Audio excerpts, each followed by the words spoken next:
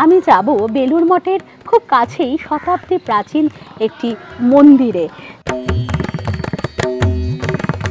যে কারণে এই বেলুড় মঠের সন্ন্যাসীরা কিন্তু আত্মিকভাবে যুক্ত ওই রাসবাড়ির সাথে। সেই বছরে শ্রী শ্রী রামকৃষ্ণ পরমহংসদেবের জন্মোৎসব কিন্তু স্বামী বিবেকানন্দ পালন করেছিলেন এই বেলুড় রাসবাড়িতেই।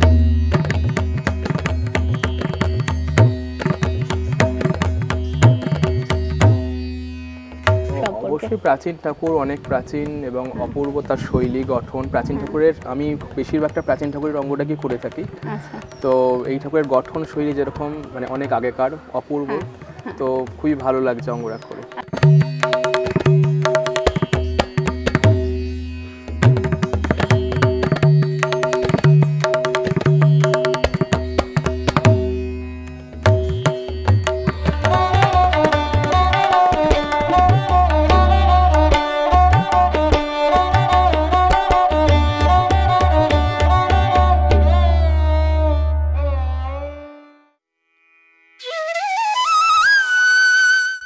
চলে এসেছি বরানগরের কুঠিঘাটে এবং লঞ্চের অপেক্ষায় রয়েছি বেলুড় যাওয়ার জন্য। বেলুড়ের লঞ্চ এসেও গিয়েছে।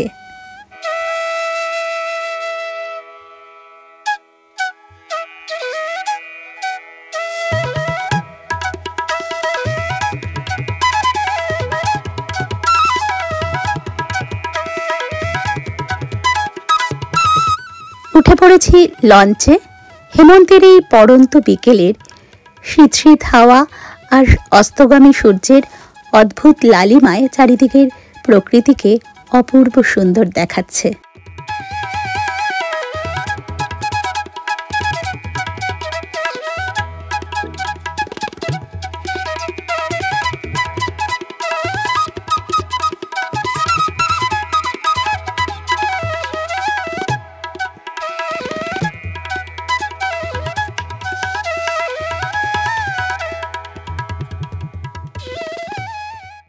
নেমে পড়েছি বেলুড় ফেরিঘাটে। কোথায় যাচ্ছি সমস্তটা জানাবো। থাম্বনেল দেখে এতক্ষণে আপনারা নিশ্চিত বুঝে গিয়েছেন আজ আমাদের গন্তব্য বেলুড় মঠ নয়।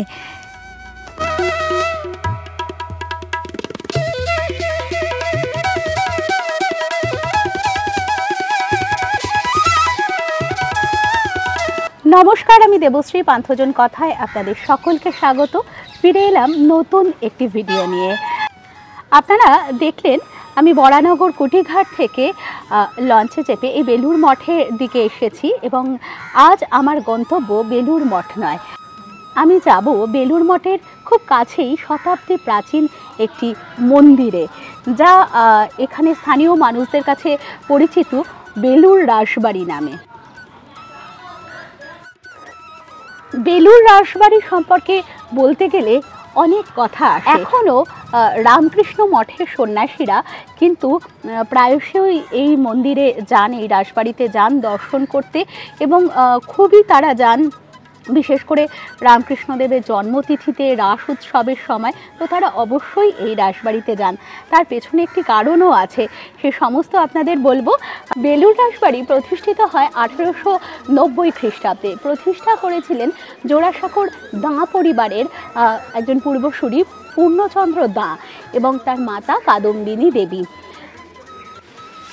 এরপরে আসি সেই ঘটনায় যে কেন রামকৃষ্ণ মঠ মিশনের সন্ন্যাসীদের একটি আত্মিক যোগ রয়েছে ওই বেলুড় রাসবাড়ির সাথে।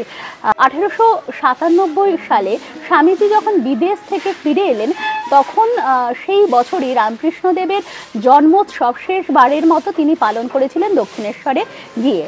পরবর্তীকালে তার দক্ষিণেশ্বরে প্রবেশ কিন্তু নিষিদ্ধ হয়ে যায়। তার কারণ হলো সেই সময় মনে করা হতো যে বিদেশ থেকে যারা এখানে আসছেন, এই দেশে অর্থাৎ ভারতবর্ষে পা রাখছেন, তারা কালাপানি পার হয়ে যেহেতু আসছেন সেহেতু তাদের হিন্দুত্ব নষ্ট হচ্ছে। তাই সেই কারণে স্বামীজি আর হিন্দু নন, তাই তিনি দক্ষিণেশ্বর মন্দিরে আর প্রবেশ করতে পারবেন না। এমতো অবস্থায় স্বামীজি মনে করেন তিনি রামকৃষ্ণদেবের স্মৃতি বিজড়িত একটি মঠ প্রতিষ্ঠা করবেন। সেইভাবেই পরবর্তীকালে বেলুড় মঠ প্রতিষ্ঠিত হয়। এই তো গেল বেলুড় মঠের বিষয়ে।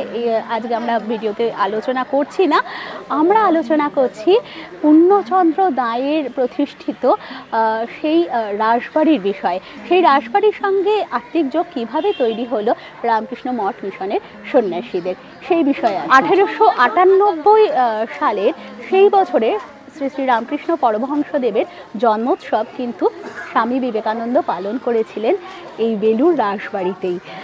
তো আমরা ঘুরে দেখব সেই শতাব্দী প্রাচীন রাসবাড়ি।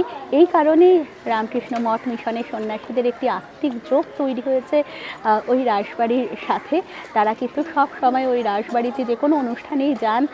রাধারমণজি প্রতিষ্ঠিত আছেন, রাধারমণজিউকে দর্শন করে আসেন। চলুন আমরা তবে ঘুরে দেখব সেই শতাব্দী প্রাচীন রাসবাড়ি। আপনারা দেখতে পাচ্ছেন আমরা কিন্তু বেলুড় মঠে চলে এসেছি এবং এই মঠ পার হয়েই আমরা বেলুড় রাসবাড়িতে যাব।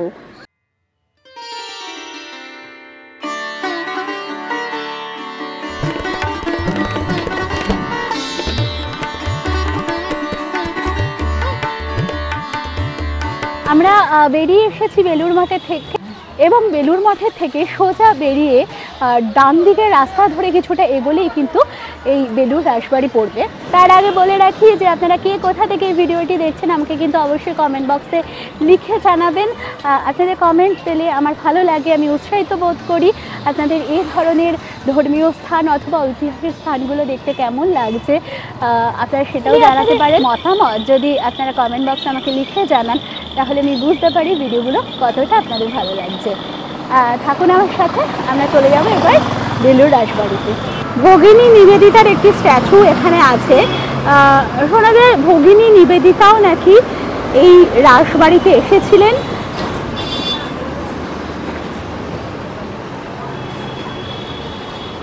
এই হলো বেলুড় রাসবাড়ির প্রধান ফটক।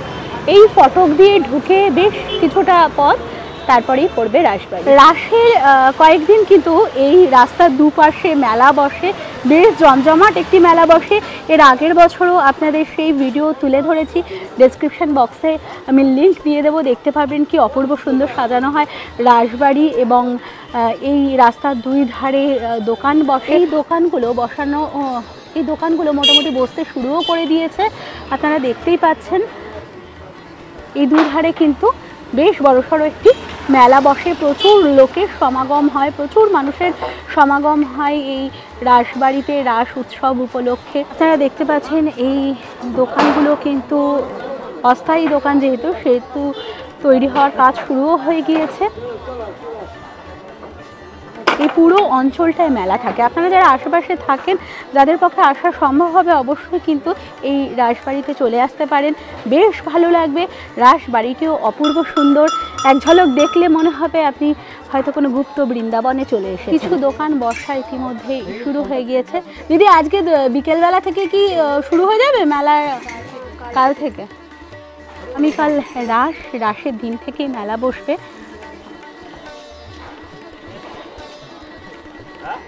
আপনারা রাসবাড়ির গেট দেখতে পাচ্ছেন, ওই যে দূরে যে গেটটি দেখা যাচ্ছে ওটি রাসবাড়ির মেন গেট। বাড়ির পাশে একটি বাগান বাড়িও আছে, সেখানে থাকার ব্যবস্থাও রয়েছে। আপনারা চাইলে এই অপূর্ব সুন্দর স্থানে এসে 1-2 দিন কাটিয়ে যেতেই পারেন।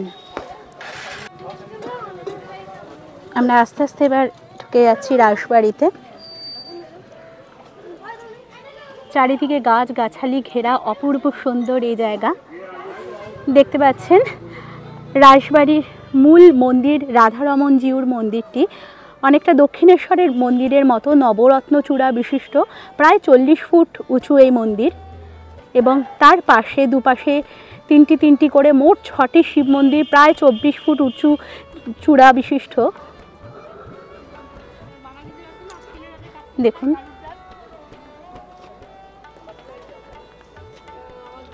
আপনারা যে গোল মন্দিরটি দেখতে পাচ্ছেন ওটা কিন্তু রাসমঞ্চটি চারিদিকে ঘেরা, অপূর্ব সুন্দর। এখানে কিন্তু রাধা কৃষ্ণর বিগ্রহ তৈরি করে এবং গোপীদের বিগ্রহ তৈরি করে রাখা থাকে। সামনে এটি নাট মন্দির।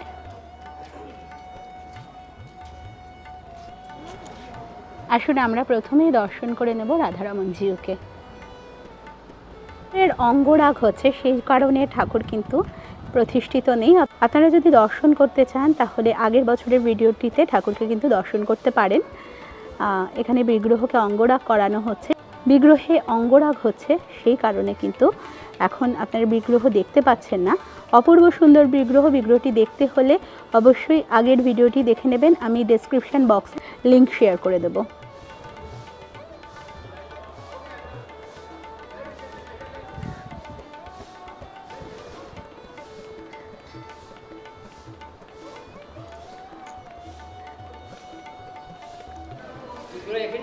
হ্যাঁ আছে, মানে ওখানে বসানো হবে কখন?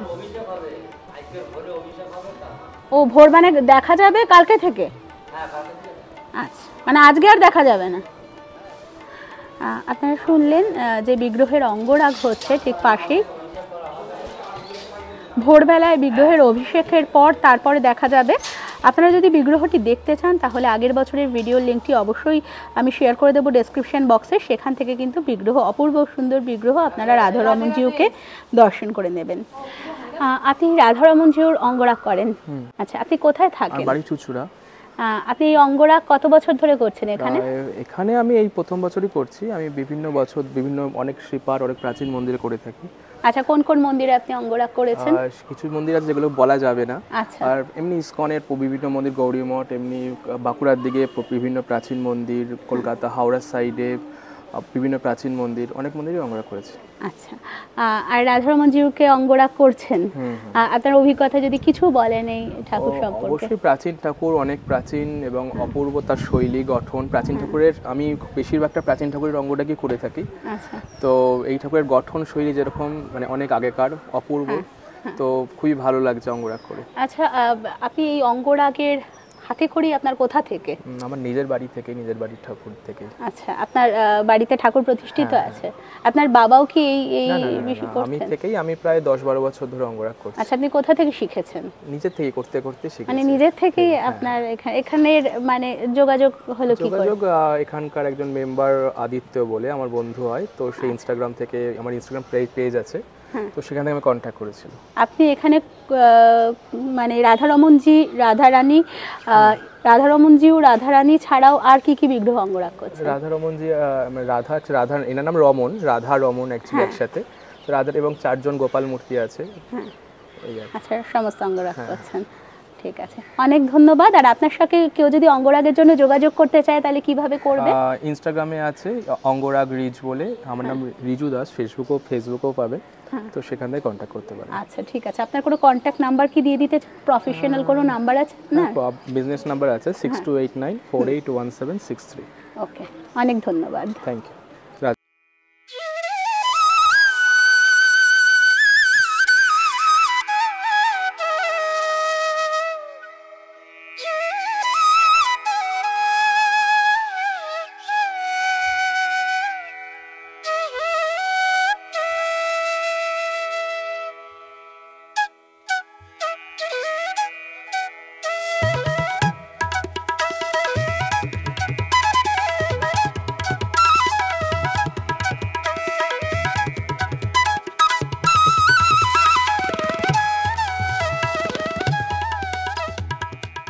বেরিয়ে সোজাসুজি অপূর্ব সুন্দর একটি ঘড়ি ঘর। প্রাচীন সময়ে কিন্তু এই ঘড়ি ঘর খুবই দেখা যেত।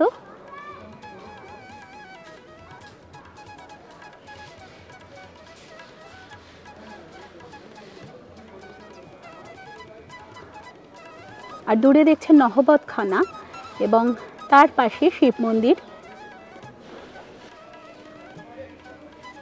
ঘড়ি ঘরের এক পাশে 3টি এবং অপর পাশে 3টি, মোট 6টি শিব মন্দির আছে এবং গঙ্গা তীরে অপূর্ব সুন্দর এই স্থান।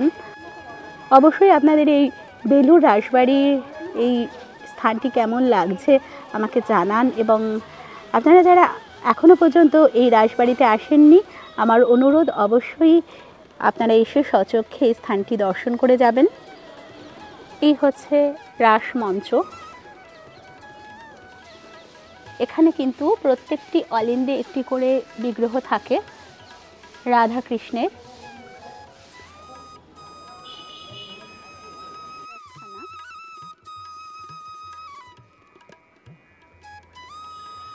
শিব মন্দিরের কারুকাজও অপূর্ব এবং আপনারা বুঝতেই পাচ্ছেন সংস্কার করা হয়েছে মন্দিরগুলো। আমরা একটু নেমে এবার গঙ্গার পাড়ের দিকে যাব। শীতের সন্ধ্যার অবসর যাপনের ক্ষেত্রেও কিন্তু জায়গাটি অপূর্ব সুন্দর।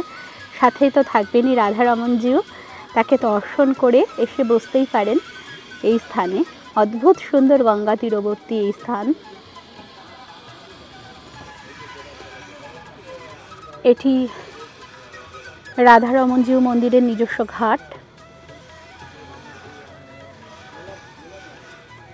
এবং পাশ দিয়ে বয়ে চলেছে পতিত পাবনী গঙ্গা।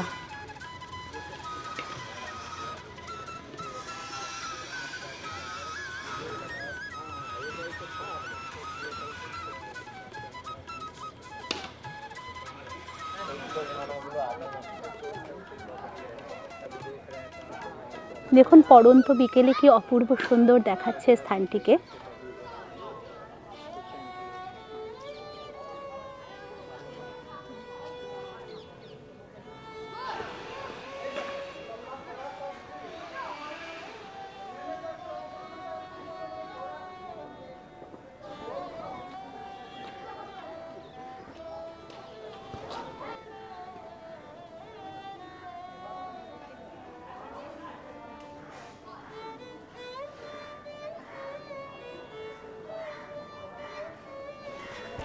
আমরা এবার শিব মন্দিরে ধীরে ধীরে উঠে যাচ্ছি। উঁচু ভিত্তিবেদির উপরে অবস্থিত তিনটি শিব মন্দির। ভিতরে শিবলিঙ্গটি দর্শন করুন।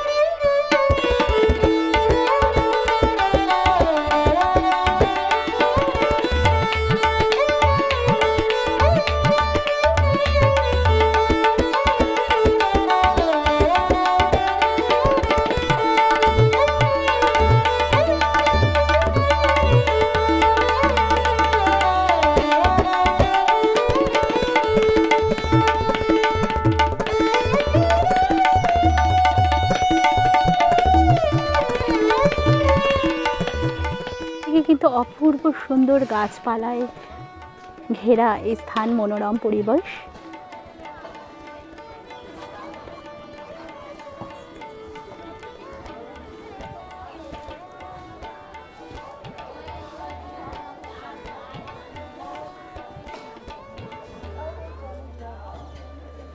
এখানে কিন্তু অনেক রকম সাংস্কৃতিক অনুষ্ঠান হয়ে থাকে, যেমন কীর্তনের আসর বসে, পাঠ ইত্যাদি, ভগবত পাঠ কীর্তন ইত্যাদির আসর বসে।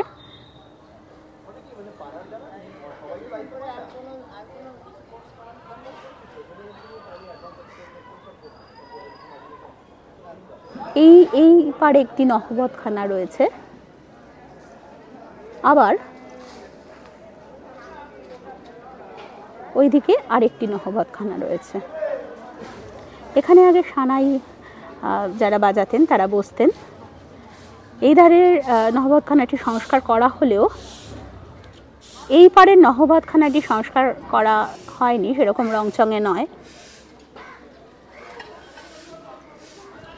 সন্ধে হয় এবার আমরা এখান থেকে বেরিয়ে যাব আরেকটি রাসবাড়ি আপনাদের কিন্তু দেখাবো। সেটি হচ্ছে বরানগর রাসবাড়ি। বরানগর রাসবাড়ি অপূর্ব সুন্দর, সেখানের ইতিহাস খুবই সমৃদ্ধ। এই ভিডিওর পরবর্তীতে আপনারা সেই বরানগর রাসবাড়িকে দেখতে পাবেন।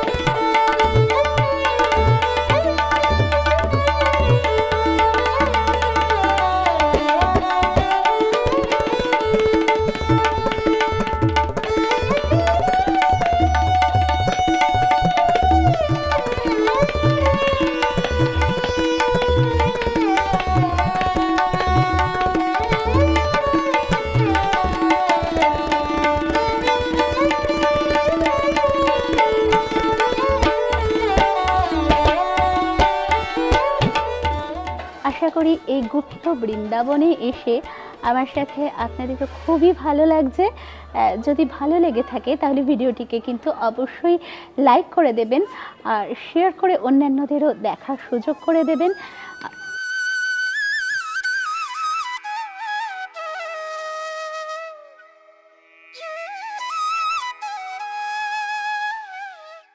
অবশ্যই কিন্তু কমেন্টে জানাবেন আপনাদের মূল্যবান মতামত, আমি অপেক্ষায় থাকবো। আর এখনও যদি পান্থজন কথা ইউটিউব চ্যানেলটিকে সাবস্ক্রাইব করা না হয়ে থাকে তাহলে চ্যানেলটিকে সাবস্ক্রাইব করার অনুরোধ রইল।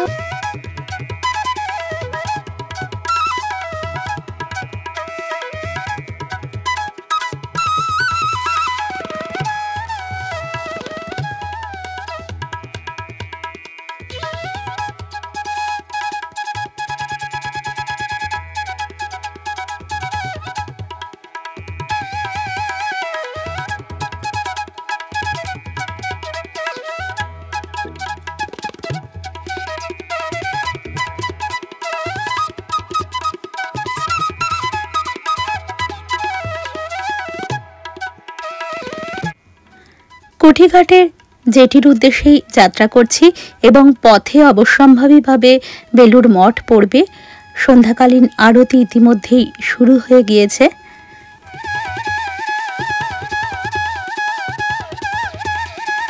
সন্ধ্যা আরতি স্ক্রিনে দেখানো হচ্ছে বাইরে থেকেও, যাতে যেই সমস্ত ভক্তরা ভিতরে বসে আরতি দেখতে পাচ্ছেন না তারা যাতে বাইরে থেকেও আরতি দর্শন করতে পারেন, সেই কারণেই এরকম ব্যবস্থা।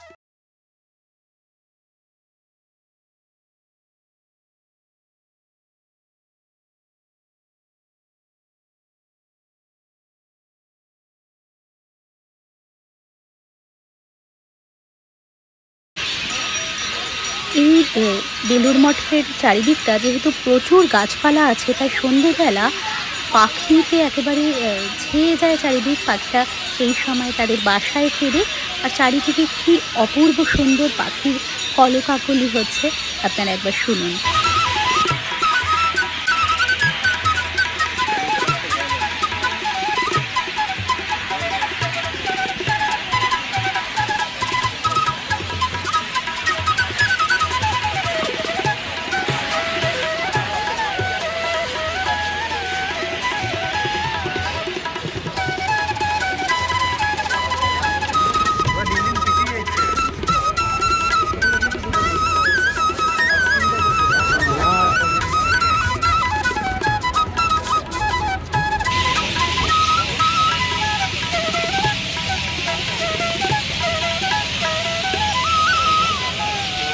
চলে এসেছি বেলুড় জেটিতে, অপেক্ষা করছি লঞ্চের। কি অপূর্ব সুন্দর পূর্ণিমা চাঁদ উঠেছে। আগামীকাল রাস পূর্ণিমা, তার আগেই চাঁদের জ্যোৎস্নায় ছেয়ে গেছে চারিদিক। আপনারাও উপভোগ করবেন আশা করি এই রাস পূর্ণিমা। সকলে খুব ভালো থাকবেন। রাস পূর্ণিমার অনেক অনেক শুভেচ্ছা আপনাদের। খুব তাড়াতাড়ি ফিরে আসবো নতুন একটি ভিডিওর সাথে নিয়ে।